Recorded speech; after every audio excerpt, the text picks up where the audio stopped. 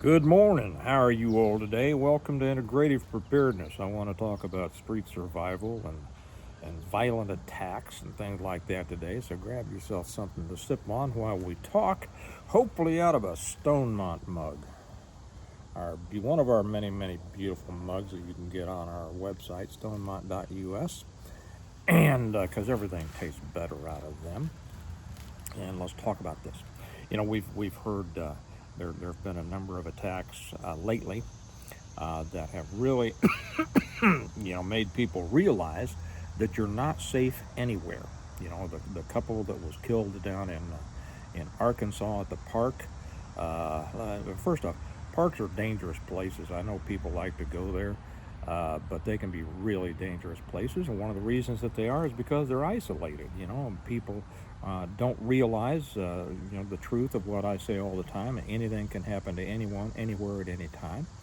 And it's terrible when those things happen, but they happen because it's life, because there are evil people in the world and they are out there among us.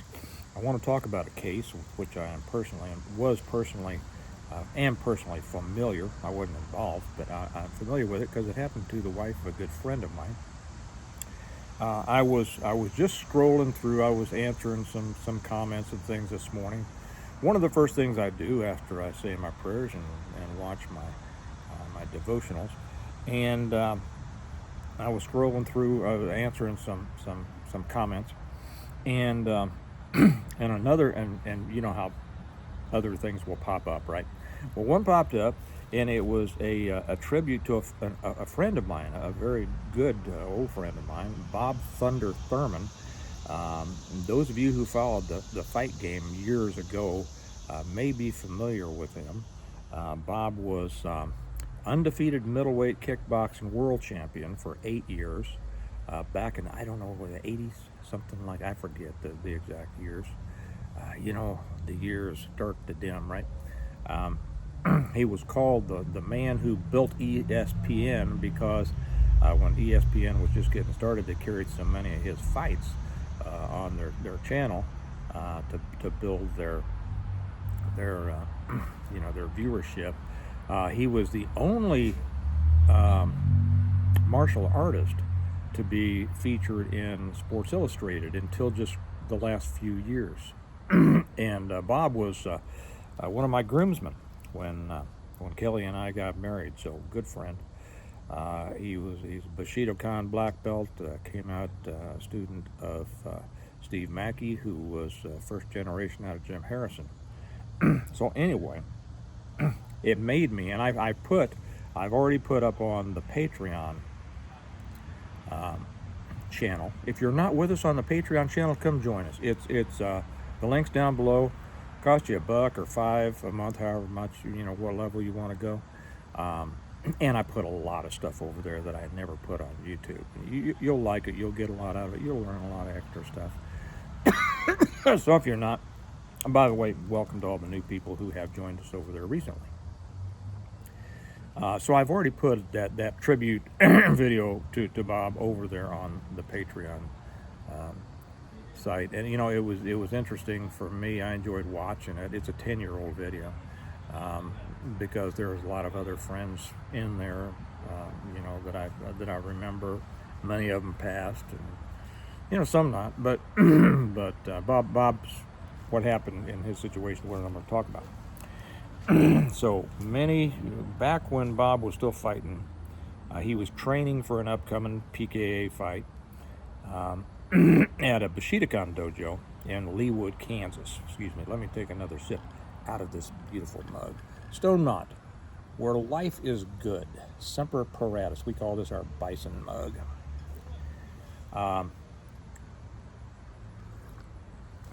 So he was training at a Bushidokan dojo in Leawood, Kansas. And Leawood, Kansas is one of the safest cities in the country. I would imagine it has probably one of the lowest crime rates in the country. It's very affluent. It's about a mile and a half to the east here. Nothing ever happens in Leawood, Kansas, right? So Bob's in training for a fight. He's in this dojo, and it's in a shopping center, lower level of a shopping center. And so he's in there training, and people start running in. They say, "Hey, a lady just got shot out in the parking garage." And so, of course, they all run out there to see what's going on. And they get out there, and Bob looks down, and there's a woman laying on the sidewalk, bleeding from the head, just, And turned out it was his wife, Betsy. Well, what had happened, I'll tell you the good news first. Betsy pulled through. And she was pregnant with their daughter at the time. And and her daughter was born just fine. I don't know how long was this. So this happened in, okay, well, he must have been fighting in the 90s. Like I say, years blur. I'm trying to think how old Maggie is now. That's their daughter. 32, something like that. So this happened, in the 90s, something like that. So anyway, she's laying there, shot in the head. Everybody thinks she's dead. And so they call, ambulance comes and all that. Well, she pulls through. And she's tough, and she's smart, and she's a great person. And she's one of those, she's like Kelly. She's a straight shooter, but nice, right? Well, what had happened, as best they can figure, and they never caught the guy. And she was coming over to, bring him something to eat or just to see him over at the dojo. And a guy comes up, points a gun at her, says, "Give me your purse." Now, I don't know exactly what happened because, when these things happen, memories a funny thing. And when you experience a traumatic situation like that, scientists tell us that our memory works in glimpses. In other words, it takes a few seconds for what we see to download onto our hard drive. I don't know. I'm not a neurologist, but then I've known neurologists who didn't know really what they were talking about either.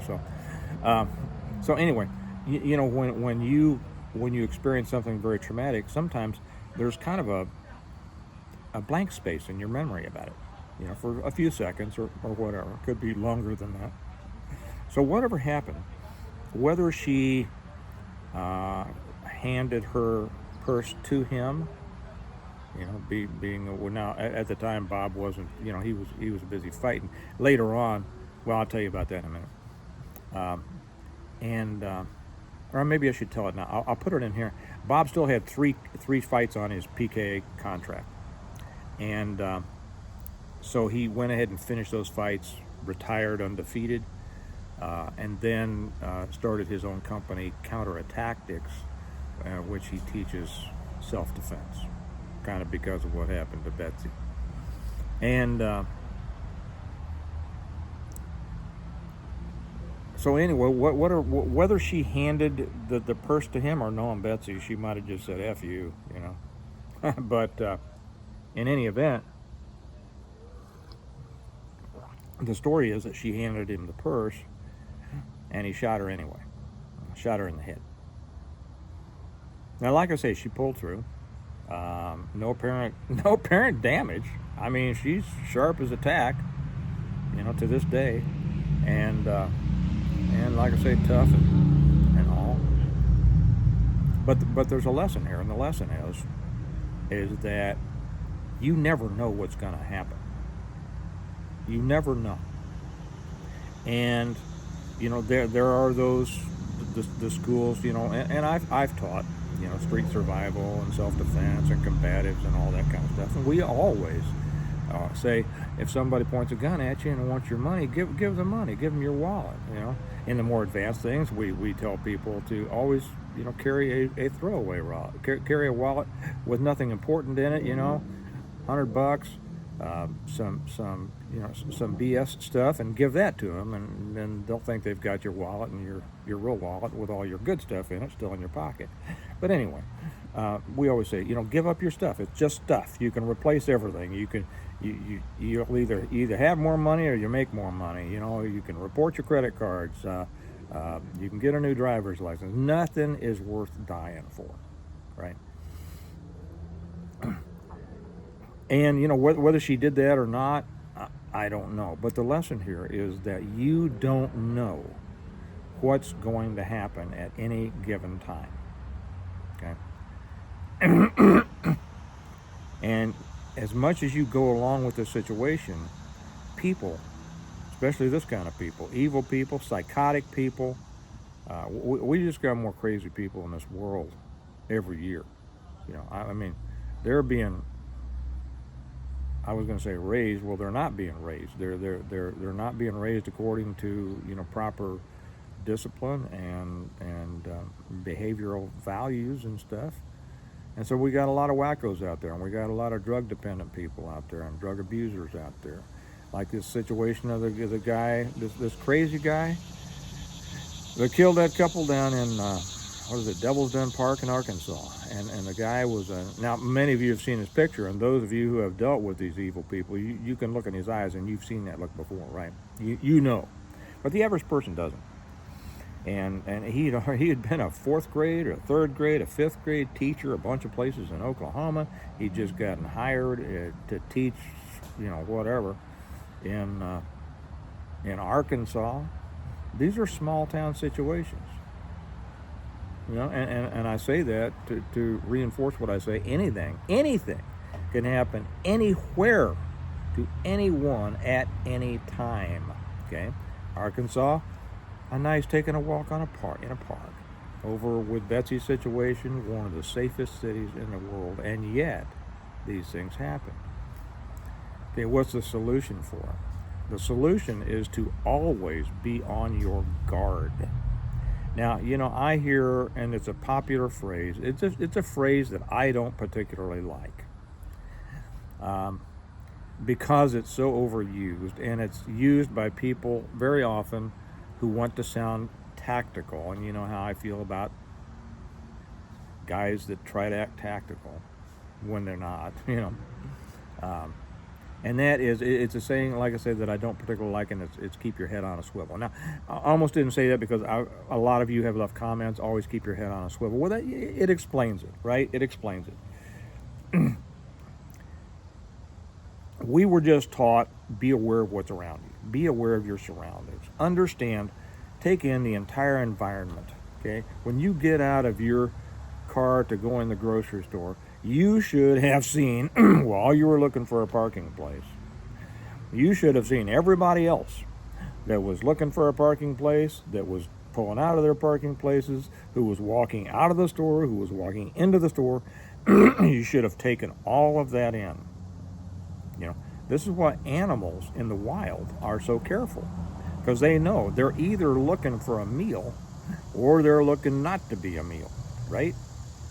Predators keep their eyes open. They're watching all the time. And you know who they get? The person who's not watching. The animal who's not watching. The young, the infirm, Just somebody with their head up there, you know what. That's who they go after. And when you go in the store, you should still see, what's going on in there. When you go in, you look over at the cash registers. Everybody happy? Everybody looking? Or is anybody standing there with their hands up while you're looking for your, fruit, whatever, breakfast cereal? You have your eyes open. And when you leave, you're looking around the parking lot. You're not looking at your phone. You're not thinking about this or that. Although most people are, you're probably thinking about something.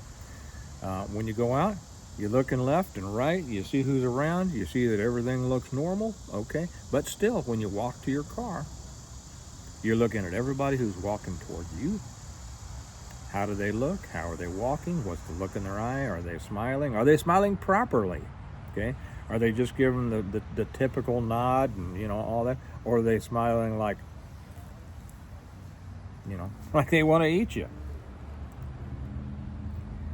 Be aware of everything that's going on around you all the time. Now, people will say, well, that just seems like that is just mentally fatiguing. Well, imagine how mentally fatiguing it might be to be shot in the head, or to be killed, or to be raped, or to be, assaulted in such a way that it's going to affect the rest of your life. You see, learning to act like, and going back to our basics,